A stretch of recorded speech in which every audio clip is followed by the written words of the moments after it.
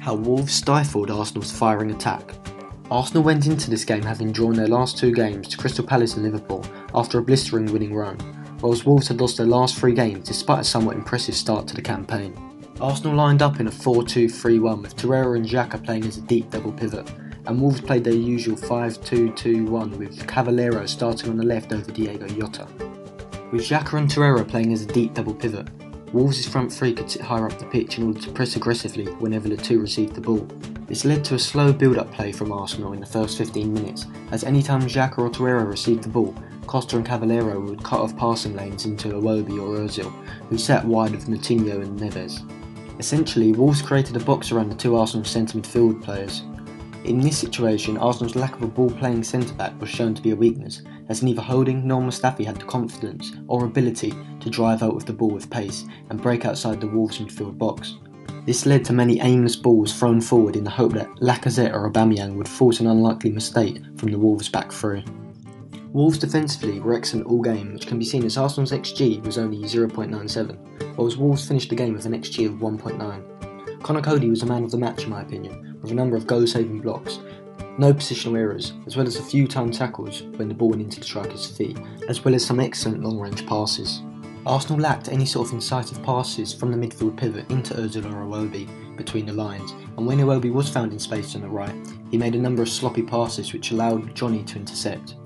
For the second half, Emery brought on Guendouzi, and Arsenal reverted to a 4-3-1-2, with Torreira and Guendouzi as the wide centre midfielders, Xhaka as a deep-lying midfielder, and Ozil as an advanced playmaker with the ability to roam.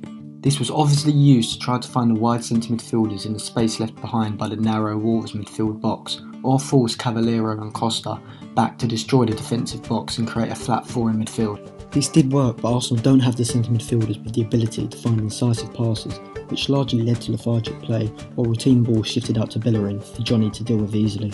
Neves was excellent throughout the game defensively via tracking runners, thereby preventing Arsenal's cutbacks from finding a man in space. Emery should have subbed on Ramsey at half-time, as Arsenal lacked a link man who would have made runs ahead of Ozil to link the midfield with Lacazette and Aubameyang, as Ozil's balls into the front two were easily won back by Coady and Bolly. Ozil was forced to play in a deep position due to Xhaka's lack of creativity, which resulted in the German receiving only 0.1 for expected assists during the game.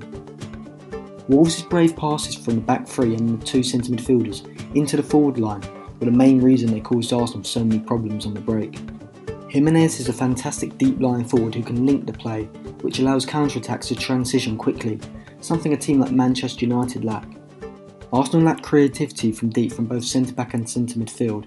Bellerin and Kolasinac are both poor offensively from deep, which is the main reason why Wolves were able to play such a narrow system. From this game it is clear that Arsenal were fortunate, and that Ramsey is a unique player in this Arsenal side, as no other Arsenal centre midfielder has the ability off the ball to move into space and link the attack in midfield. Thank you for watching. For more tactical analysis videos, visit our channel.